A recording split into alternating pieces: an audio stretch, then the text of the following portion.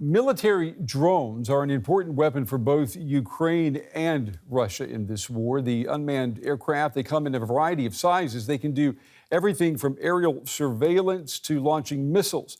The United States is now sending ultralight switchblade drones to Ukraine. They're small enough to fit inside a backpack, and they're able to strike targets with high precision. An eye in the sky with a deadly payload. This is a promotional video by the maker of the Switchblade loitering munition. It hangs out in the air, sends images back for humans to figure out targets, then it becomes a missile. Switchblades are advertised online. They weigh just a few kilograms and can be launched from a small tube, requiring little setup or training.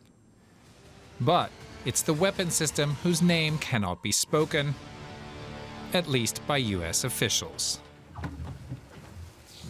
I can't confirm particular systems. The president did speak of, or we did speak of, tactical unmanned aerial systems. We provided and are providing 100 of those systems, but I'm just not in a position to speak to all the specific systems that may be included in that package. Ukraine has already been using so-called loitering munitions to strike Russian forces. Turkish-made drones carried lightweight, laser-guided bombs. This footage purportedly shows the result of their strikes on Russian targets. Meanwhile, the Russian military has been using drones both big and small as part of its arsenal against Ukraine. This video shows the aftermath of an alleged drone missile strike on a science institute in Kyiv, and a small drone recovered at the scene. Will the Switchblades be a game changer? Some analysts say the US is sending too few of them, a supply that will only last a couple of days. But as Ukraine battles against the superior firepower of its invader, Ukrainians can use all the help they can get. Well, for more now, I want to bring in Samuel Bendit. He's a Russian military technology analyst at the Center for Naval Analysis, and he's also with the Center for New American Security. Mr. Bendit, it's good to have you on the program. I want to talk drones with you in just a moment, but first, let me just ask you, when you look at the Russian military this week, in week 5 of this invasion, what do you see? Well, good evening. Thanks for having me on the show. We're seeing the military that's beginning to reorganize and pull up the resources. It is a military that is essentially changing its mission set. It is a military that is reassessing its losses. It is admitting a lot of the losses. It is admitting loss of personnel, loss of equipment, but it is also the military that is telling what it thinks are successes. The control of southern portions of Ukraine, control over Donbass, and multiple strikes on the Ukrainian industry, the defense industry, the economy, as well as on the civilians, that is essentially destroying a significant part of the country.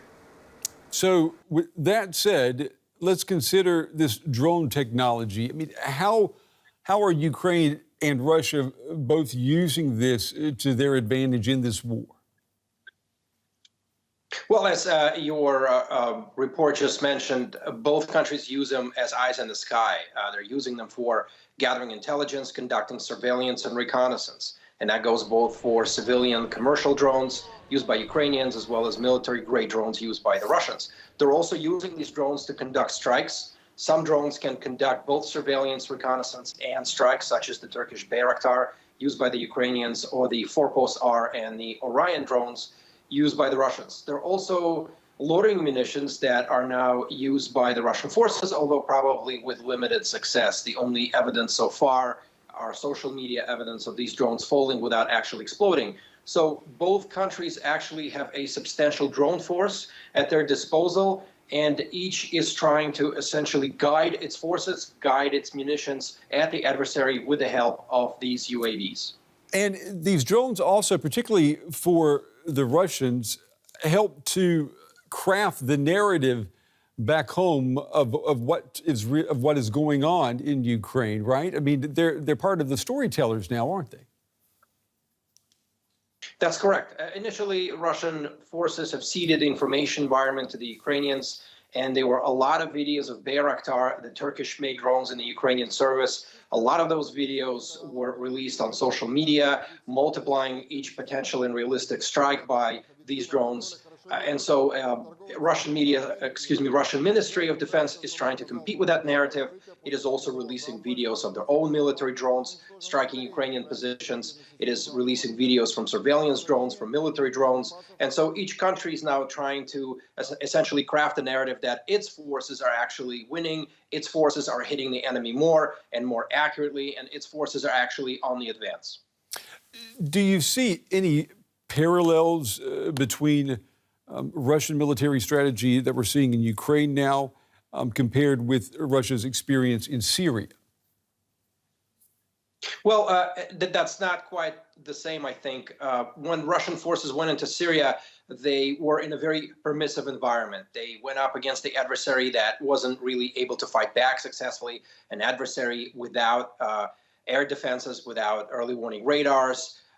And a lot of fighting for the Russian forces in Syria was actually done by their Syrian allies and the proxies. Here in Ukraine, Russian forces are up against an adversary with equal strength. And the Ukrainian military has shown incredible resilience and incredible strength in countering Russian military advances and blunting a lot of these advances across the country. Mr. Bennett, we've heard, I guess, anecdotal evidence that Russian soldiers have been giving away their positions by using unprotected communications gadgets such as iPhones to call each other or even to FaceTime with relatives back home. And I'm wondering, are they doing that because they don't realize what they're doing, or are they doing that because in Syria they were able to do that and they didn't have to worry about their location being tracked?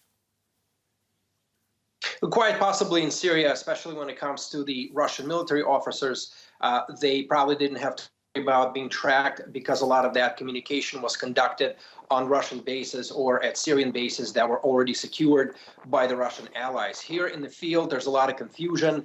A lot of Russian forces went in unprepared. A lot of them didn't actually get secured communication radios. They didn't get secure communication frequencies. Some of them are doing it to record what is happening. Some of them are actually trying to stay in contact with their relatives and loved ones, which is actually a violation of operational security, something that the Russian military has been drilling and exercising for. So it is very puzzling why so many Russian military personnel, especially its officers, are actually using commercial communications instead of secure military communications. I think this and other mysteries, this Russian way of war, are going to be reviewed and discussed at length once this fighting is over. Let me just ask you too, Mr. Bennett, before we run out of time. If it's true that Russia underestimated the strength that's needed to defeat Ukraine with this first phase of the war, do you see it then possibly recalculating and maybe even overcompensating for the next onslaught, the next wave of attacks? Is that what the Ukrainians should be bracing for? It is quite possible that the Russian military indeed underestimated their Ukrainian adversary. Ukrainians have been able to fight successfully at different directions against some of the Russian advances. And yes, we're probably seeing evidence that if Russian military will reassess its strength in several weeks, if it runs out of steam, if you will, and if it will take a break of sorts and re-up and rearm and essentially reallocate its forces, they may send in stronger contingents, bigger contingents with more missiles, more air force, and more ground forces as well. Again, this war and this conflict isn't necessarily over, but we might be seeing the end of one of the stages of this conflict at this point. Yeah, we just hope that there won't be too many more stages to come. Samuel Bennett with the Center for Naval Analysis and the Center for New American Security. Mr. Bennett, we appreciate your time and your valuable analysis tonight. Thank you. Thank you.